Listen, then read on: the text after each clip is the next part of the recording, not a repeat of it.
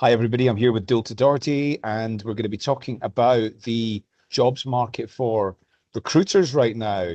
But Dualta, give us a quick introduction to you for people that don't know you. You've got your fingers in a lot of different pies. Tell us about your overall organization. So I started a RecTech business about 10 years ago, and then a podcast to do with that about 7 years ago. And then that led into a community called RecWired, which led me into doing a bit of advisory work as well, which led into a learning and development platform. And we also do GTM type stuff for RecTech businesses trying to get into markets to sell to agency owners. So jobs, education, RecTech, everything to do with agency recruitment. And you're obviously Irish, but you're based in Gibraltar. Yeah, based between Gibraltar and just on the Spanish side here. 20 degrees here today. Been in Gib for about 5 years. Lived all around the world.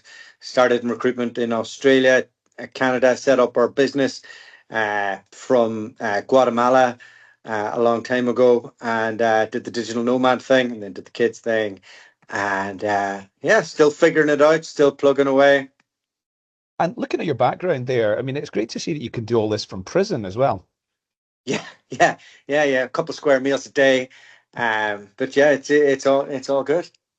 Okay, tell us about the Rec to Rec side. Like, what's happening? Who's hiring? Who's not hiring? Where in the world? What's growing? What's shrinking? Just give us Well, everything you've got.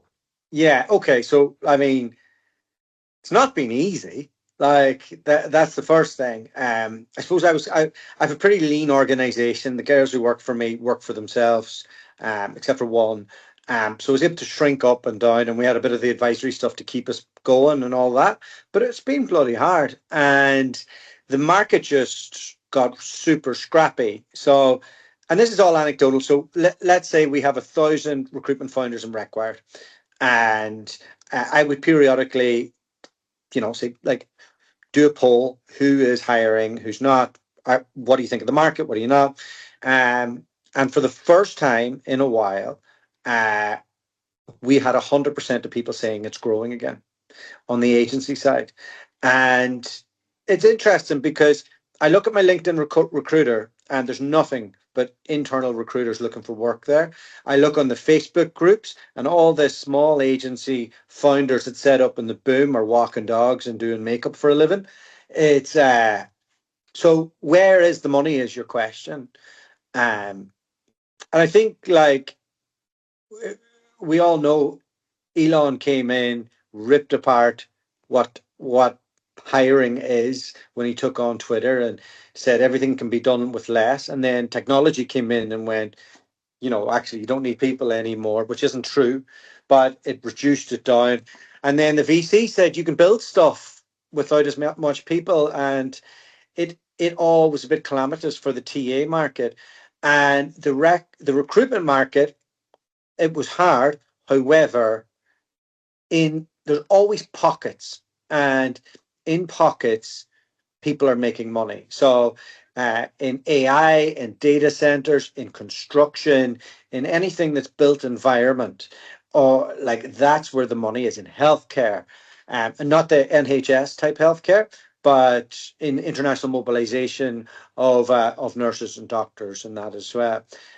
So we're seeing quite a bit of a boom for the US right now, and for pockets in the UK. Australia is pretty consistent. It had a dip, but now it seems to be back. And there's always a big debate between TA, agency, RPOs, but a lot of the agencies have upskilled all the services that they can offer through tech. So, I mean, it's easy to give a market mapping service now and to do all the stuff, that all the extra bells and whistles with AI. So it's a confusing time for recruiters. But as Gary Vee said a while back, all that will be left is brand. I 100% agree with that. As you know, I'm in the technology space. It's not hard to build technology today, and the only differentiators really are brand and user experience. And so I completely agree with that. Does that translate into recruiting? So for recruitment companies, what's the difference between one and another? Their difference is their ability to make customers and candidates feel a certain way and want to keep coming back. Maybe the main difference is who survived and who didn't. So whenever everybody was trying to sell their recruitment business and all the valuations were coming in and everybody thought they were just about to ride off into the sunset and tech recruitment died. So everybody had to reassess what are they going to do, which areas are they going to go into, and they had to pivot and rebuild and find those niches. So the ones who did that early and got the customers and went out and did it have done well. The others that just stood there and stood still didn't do so good. I mean, I don't think there's been any great innovations. There's been a lot of people putting prettier pictures on the same thing, but I don't think the needle's really changed from an innovative way of doing things. And I don't know if the AI has translated into actual revenue for the recruiters. It's the ones that are still doing the basics and picking up the phone and building relationships are the ones who are making money. So I noticed when you mentioned the areas that are doing well, you mentioned data centers and built environment and healthcare. You didn't mention tech. And I think, did you just say there that tech's dead? Tech recruiting, is that what you said? Well, everything's tech recruitment, right? So how do we define what that is? But I think we both know that the SaaS world has just started to come back, but it's been decimated, right? So any tech that had to do with that world had just absolutely plummeted. And your traditional developers, like those type of firms, really struggled. However, when we talk about data centers, we think of if there's if the VCs are given money for AI, then you have to get the energy somewhere to do this, and all the other infrastructure that goes with that, and then the actual software skills that go into that. So there's a bit of a money train there that those who have figured it out have gone on and done really well, but it's the ones who stayed with the traditional firms that stopped hiring. And when they stopped hiring or outsourced all of their tech or decimated their internal teams, like it, you have you have to pivot at the right time. You have to go for it. I mean, the thing about these AI companies that are getting so much venture capital investment is they're not hiring in the same way that like traditional booms have happened. They don't need that many people. They need a Mm. much smaller number of extremely skilled people. Yeah. So it's not creating the boom for recruiting that it maybe has done in the dot-com era and the growth of SaaS and stuff like and that. that's and that's why TA is buggered. That's why, and that's why niche agency is surviving for now. The middle ground probably will be micro RPOs and figuring out that and getting sticky into the plans of a business and making that happen and all the rest. I think that the headhunting spot recruitment days are still there. It's still fine, but I don't know for how much longer. Um, Last thing I want to talk about is like technology for agencies, Yeah. um, AI related products and enhancements in CRMs and things like that. I don't know if you were talking about this when you said there's like some of the same stuff but with shinier pictures, on it. Um, you're not seeing any particular innovation in that? Well, I am. So it's essentially, the way they're going to change the browser with the open AI stuff. So the way we're going to use the internet. I mean, the way I'm using it already from using ChatGPT, although it is a bit hit and miss, right? It's not completely there yet, but it's still a much better way of going into Google and going past the ads and doing all of that.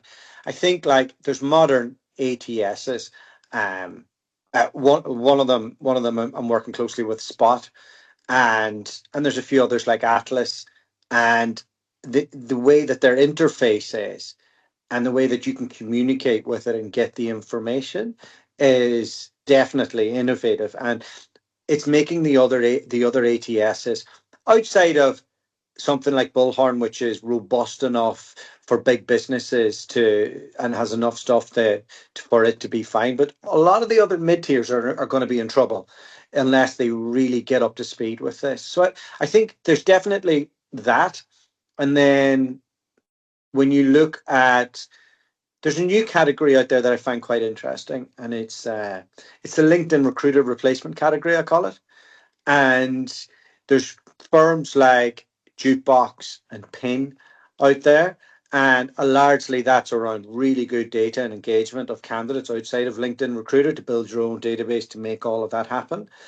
And so that's definitely an innovation point as well. And then obviously we saw Sourcewell needed to make their little pivot from what they were doing to becoming an ATS that does quite a bit of that together for the medium smaller players. So that's been quite an innovative thing as well. The note takers and putting that in is a nice little add-on. And I think like if you can systemize the way you do stuff with that, you don't need like you should save time. But the question then is, what are you doing with the rest of your time? Like how what are you doing to build your brand, to get in front of people? To Are you running events? Are you doing all the other stuff that's going to bring you close to your clients and being able for them to, before they go to a board meeting, hey, I'm going to a board meeting, I need to present something, can I pick your brain for a minute? You want to be that person, right? So that Yeah, yeah. absolutely. Events, lunches, podcasts, all the sorts of things that are not easy for you to be replaced on. Yeah. Do all the things that's going to really get you into the market and get you a position of trust with those senior leaders. Totally Yeah, and understand. I had a bit of a come to Jesus moment with the stuff that I've been doing as well, and I kind of dropped the ball a little bit with my podcast, and you know, I get a bit nihilistic at times on the future of tech taking us over and all the rest, and it's hard not to. Like it's like if you follow that path down, it's a tough one, but humans have always found a way to create new categories and to do new things. So I just decided, you know what, I'm going to double down on the media stuff. I'm doing a live event, putting a load of speakers on next week in Manchester. And I'm just about to announce that I'm going to bring the podcast to Sydney and Melbourne to do the same thing in the new year.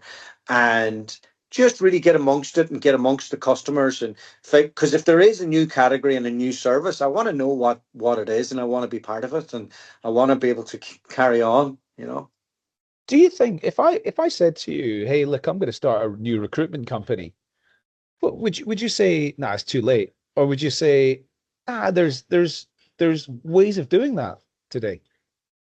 I think like you always have to take what somebody's background is. So if we look at the product that you showed me, poetry, which you built, that's a tool that you could get a relatively low skilled TA person in, where you're not paying them a fortune. So your cost would be quite good. And you could micro RPO that and them in on contract and make a nice little margin if you could go and do the networking stuff with the founders and get on to doing more network with that and then feed that there. I would say, yeah, you should do that, and that's something that is easily available to you. But if you didn't have that, you didn't understand that, and you were starting from scratch, I would say good luck. Got it. Dilta, thanks so much for taking the time to talk to me today. Good to see you again, and I'll catch up with you soon. Brilliant, thank you.